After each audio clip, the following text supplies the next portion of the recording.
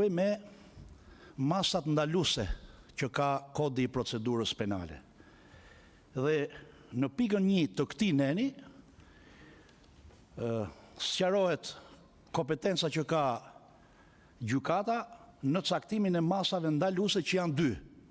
Pezullimi nga detyra, që është një masë gjyqësore që garanton hetimin, dhe ndalimi i ushtrimit të një veprimtarie të caktuar që është përsëri një masë ndaluese, por që lidhet me dënimin, me vendimin përfundimtar që shqipton gjykata.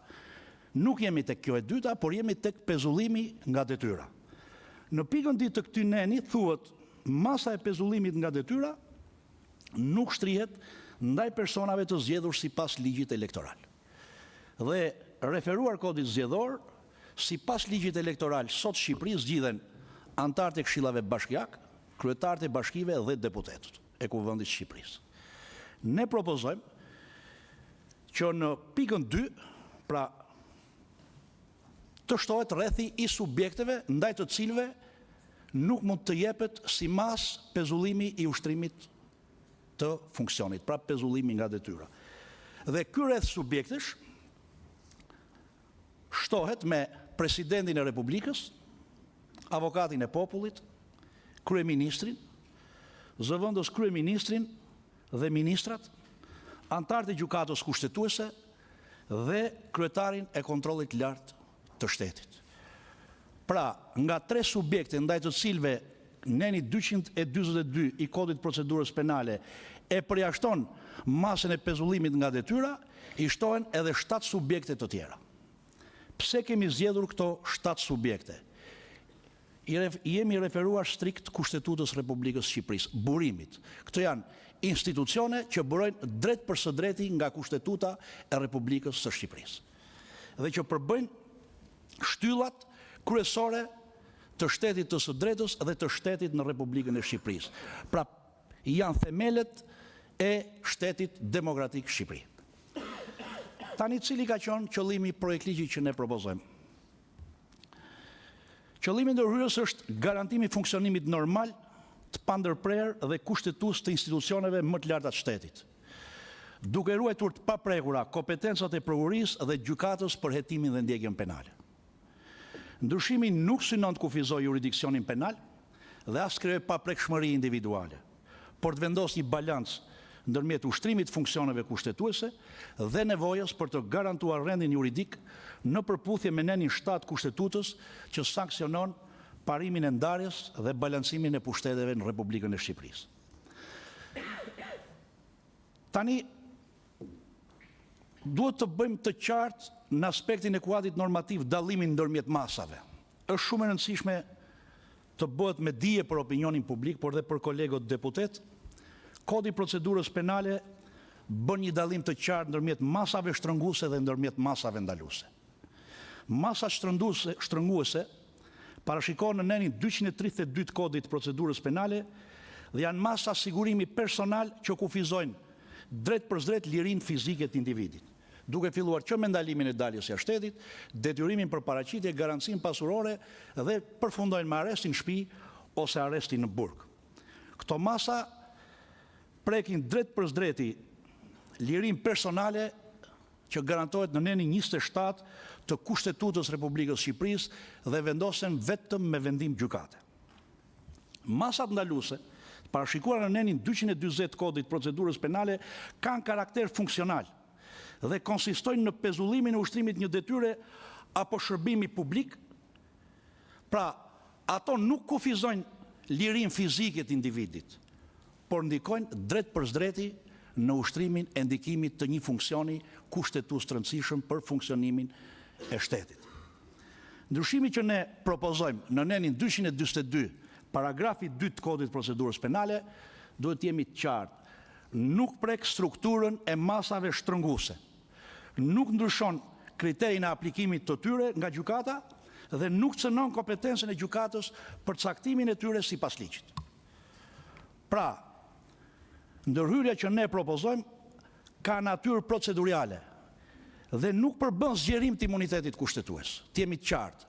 Ne me këtë ndryshim nuk po synojmë të zgjerojmë imunitetin kushtetues të zyrtarëve publik apo funksionarëve kushtetues Republikën e Shqipërisë. Pra, ne nuk i prekim fare dispozitat kushtetuese që rregullojnë imunitetin e funksioneve të caktuara dhe nuk shtojmë privilegje individuale me këtë ndryshim. Absolutisht. Subjektet që ne përfshim të ky ndryshim mbeten plotësisht të hetueshme dhe të ndjekshme penalisht.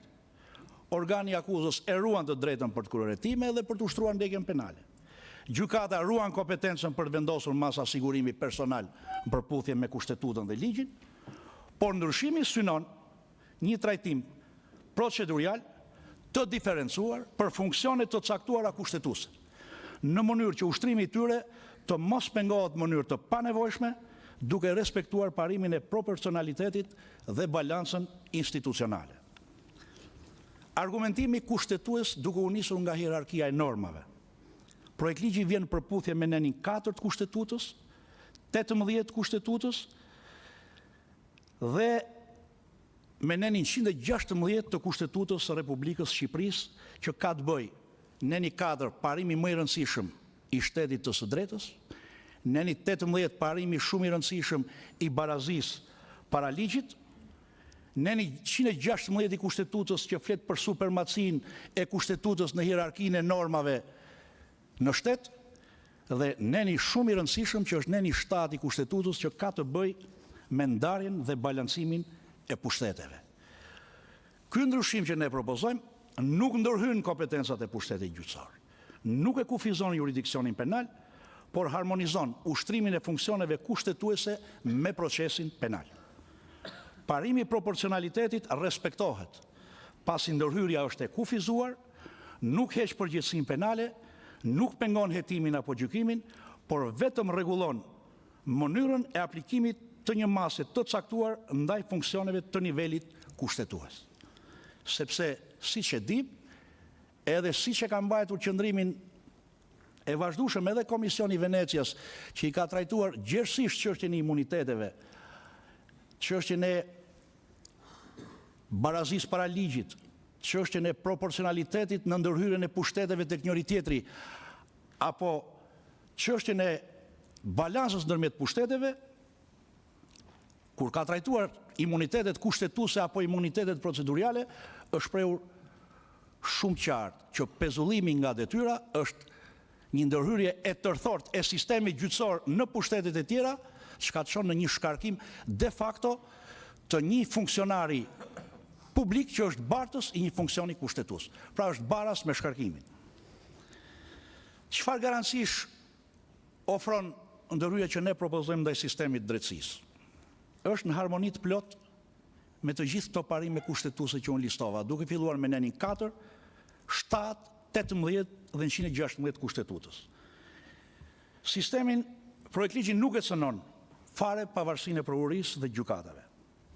Hetimi penal, ndjekja penale, masat e sigurimit personal ndaj personave që kryen vepra penale në funksion apo jashtë funksionit nuk cënohen nga ky ndryshim, por edhe gjykimi penal nuk pengohet nga ky ndryshim. Organet e drejtësisë vazhdojnë të ushtrojnë kompetencat e tyre në përputhje të plot me Kushtetutën edhe ligjin. E thash pak më parë se pse zgjodhëm këto funksione. Burimi nga burojnë këto organe. Për ata që janë jurist, përdoret një term latin edhe në arsyetimet që bën gjykata kushtetuese, ratione materae. Për shkak të nënës, po ta përkthem nga latinishtja. Pra, burimore, organe burimore kushtetuese, burojnë drejt për drejt nga kushtetuta. Fillon me nenin 60 avokati i popullit, me nenin 86 presidenti i Republikës, i Kushtetutës, me nenin 95 të Kushtetutës Këshilli i Ministrave, dhe këtu dua të jemi qartë, neni 95 i Kushtetutës në paragrafin e parë thotë, Këshilli i Ministrave përbohet nga kryeministri, zëvendës kryeministri dhe ministrat. Është marrë motamo parashikimi që bën neni 95.1 e Kushtetutës. Vazhdohet me nenin 124 që është gjykata kushtetuese, dhe me nenin 162 kushtetutës që është kontrolli i lartë i shtetit. Pra këto janë shtyllat kryesore të shtetit në Shqipëri.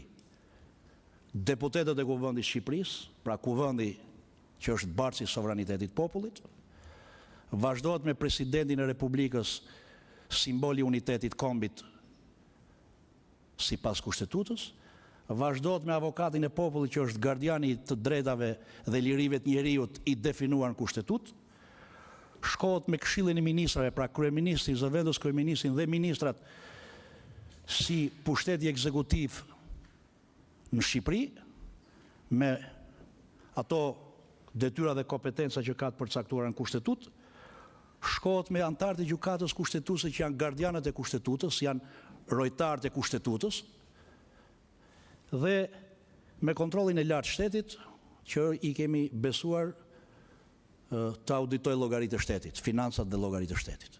Këto janë institucionet, pra bartësit e këtyre institucionet që ne kemi parashikuar të tre si deputet në nismën tonë. Në përfundim, projekt ligji, sipas vlerësimit tonë si propozues si nismëtar, përfaqëson një ndërhyrje të balancuar dhe të harmonizuar me Kushtetutën e Republikës së Shqipërisë, respekton frymë dhe ngërmë nenet 4, 7, 18 dhe 116 të Kushtetutës Republikës Shqipërisë, nuk zgjeron imunitetin kushtetues, nuk cënon pavarësinë e sistemit drejtësisë dhe nuk kufizon kompetencat e prokurisë apo të gjykatës. Ndryshimi ka natyrë tërësisht procedurale dhe synon garantimin e funksionimit normal të institucioneve kushtetuese në përputhje me parimin e shtetit të së drejtës dhe me balancën ndërmjet pushteteve. Për këto arsye, projekti që ne paraqesim sot si nismëtar, do të kërkojmë që të futet në procedurë parlamentare për të vazhduar me shqyrtimin në komisione e më pas në seancë plenare.